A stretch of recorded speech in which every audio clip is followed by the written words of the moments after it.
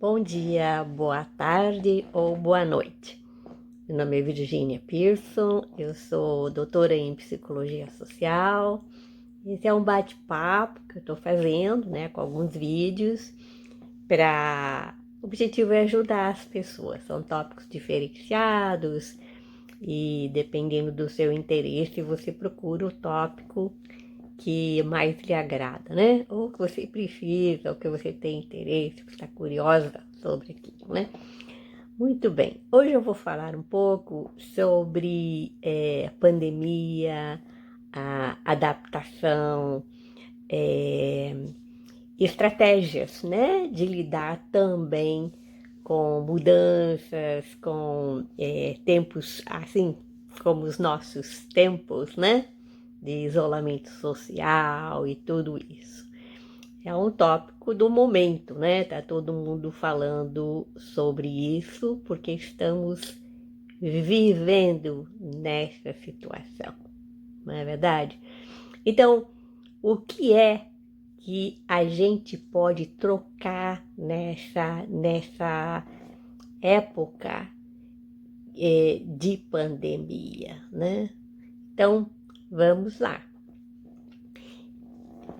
A gente vê que tem pessoas que estão usando a adversidade, a situação difícil, não é?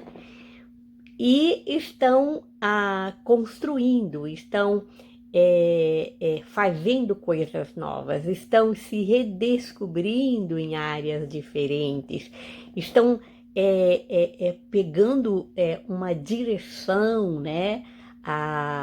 Que leva a enfoques positivos, né? E outros estão sofrendo porque estão tomando o caminho, né? O caminho assim de se sentir levado, de ficar só preocupado. Preocupado tá todo mundo, né? É normal, né? Estar preocupado numa situação dessas, como é preocupante quando tem algum problema no país. São coisas da vida, né? Então, essas preocupações são normais. Agora, quando há uma preocupação exagerada que leva a pessoa ou para o polo da depressão, aí a pessoa já não quer mais fazer nada, aí a pessoa vai se deteriorando emocionalmente, né? Então, aí já é um caminho, né? Que a gente não deve ir por esse caminho, né? Começa a se deteriorar, né?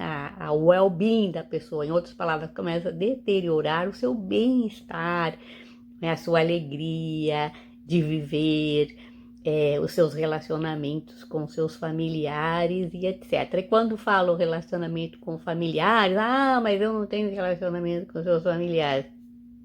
Claro que você tem, né? Havia uma época, e quem tem a minha idade, né, sabe, que nós não tínhamos toda essa tecnologia que nós temos hoje, né? Hoje, por exemplo, posso ter aí uma cliente que mora lá na Suíça e como tenho uma pessoa que eu atendo que mora no Piauí, né? Então, como hoje é claro que a tecnologia nos uniu, né? Hoje não só a gente pode falar com as pessoas, né? Assim de uma maneira maravilhosa e tudo, a gente pode ver também os entes queridos, né? Então, é muito diferente de como era antes, né? Então, para dar um exemplo aqui, quando eu me mudei para os Estados Unidos, na verdade, quando eu vim para estudar aqui, né? Naquela época eu tinha 30 e já tinha, né? 30 e acho que tinha uns 38 anos já, né? E tinha já 4 filhos e tudo mais. E estava divorciada. Isso já faz um bom tempo atrás. E naquela época, quando eu vim para cá, não existia celular, não existia Então era tudo muito difícil, né? E eu sentia muito saudade de meu pai na época, que minha mãe já havia falecido, já há muitos anos, ela faleceu muito nova, infelizmente. Mas eu tinha muita saudade, né, de meu pai e de meu irmão e tudo mais. Mas naquela época, para fazer uma ligação telefônica ao Brasil era uma fortuna, né? Era caríssimo. Então era muito difícil, né? E não podia vê-lo, né? Agora hoje que maravilha, né? Hoje você pode ver a pessoa, você liga, você já tá vendo. Você pode não só ver uma, você já pode até fazer uma reunião, né? Com a sua família, um aqui, outro ali. Então, hoje em dia, a tecnologia nos trouxe essa possibilidade, né? O WhatsApp tá por aí, né? Agora, como eu estou filmando, né? Falando com você, né? Onde quer que você esteja. Então, a tecnologia é uma maravilha, né? Então, tem maneiras de, sim, de ficar em contato com a família e tudo mais, etc e tal. Então, nós podemos focar no lado positivo das coisas, o que nos traz alegria, não é? Nos traz otimismo, nos traz vontade de fazer coisas, nos traz vitalidade.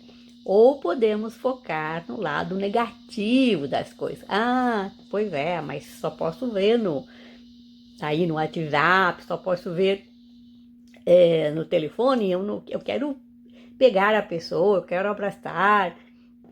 Todos nós queremos, né? Mas a gente não pode ficar só focalizando o que a gente não pode fazer, né? Porque daí o que a gente pode fazer, né, acaba não nos trazendo a alegria e a felicidade, né?